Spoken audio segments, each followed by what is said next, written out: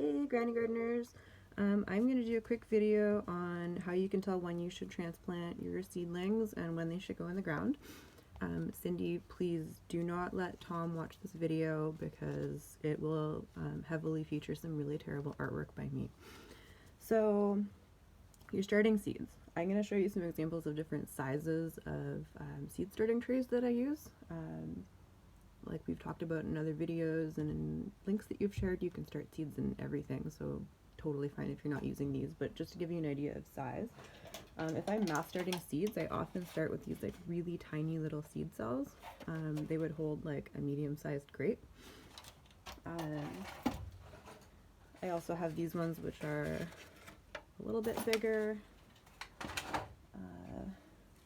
a little bit bigger than that, and then these. So those are the sort of different sizes of planters that I use for starting seeds. When you plant your seeds, in the beginning, you just have dirt and you watch your dirt and you wait for things to sprout, and it takes so long, and if you're anything like me, you get really impatient. But then a little tiny plant starts poking through the soil with little tiny leaves.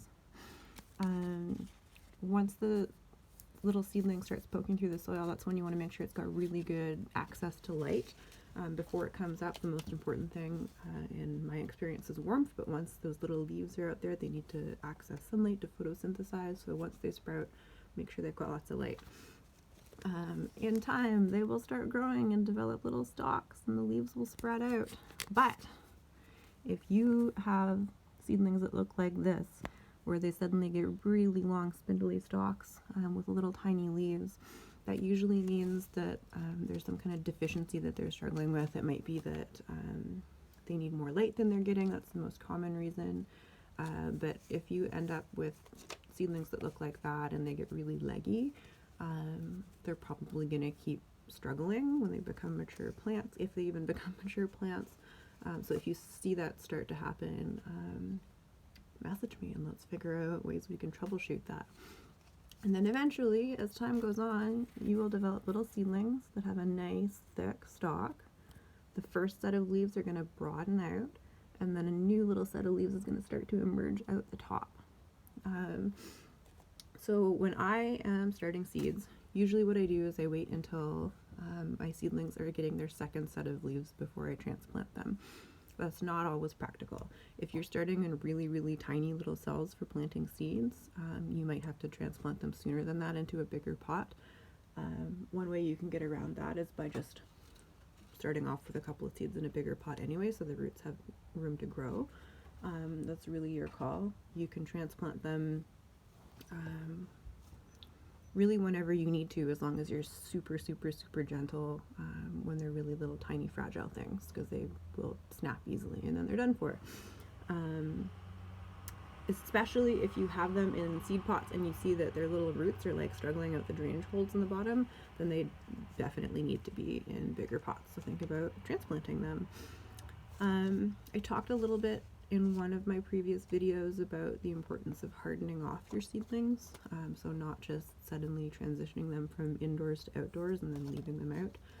It feels, pretty mild during the days, a lot of these really nice sunny days, but it's super cold at night still, and you want to make sure that you're not shocking your little seedling systems too much. So if you've started plants inside, when they're starting to get that second set of leaves, what you want to do is start putting them outside for a couple of hours during the day, gradually leaving them out for the whole day, and then once they've had some time to sort of acclimate and adjust to life outdoors, then you can start leaving them outdoors overnight and transplant them into your garden or outdoor boxes.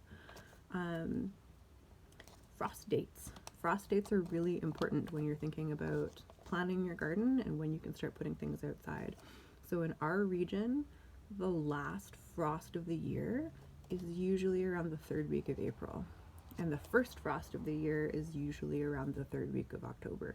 Varies a little bit year to year, but what that means is those are the margins where you know that the ground isn't going to freeze. So if you put things in the ground outside, their little roots aren't going to freeze.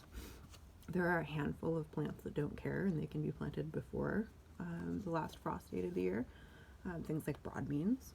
But generally speaking, you don't want to put too many things in the ground outside, either as direct sown seeds or little seedlings, until after the last frost date.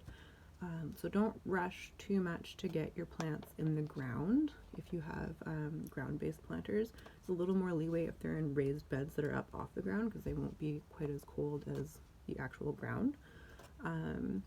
But generally your window to grow things here in ground is third week of April to third week of October. That's our growing season. It's actually a pretty generous growing season, even though it's a little chilly and gray here. We have a pretty long growing season and there's a lot we can do with it.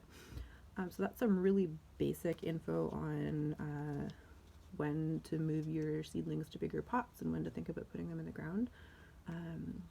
Sorry for my terrible artwork. And if you have any questions about things or want me to cover different topics, I'm honestly usually just like a Google search ahead of all of you, but I'm super happy to research things and share the things that I know. So keep pinging me with ideas for videos, and I will keep uploading super awkward videos of myself talking to you. Thanks, Granny Gardeners.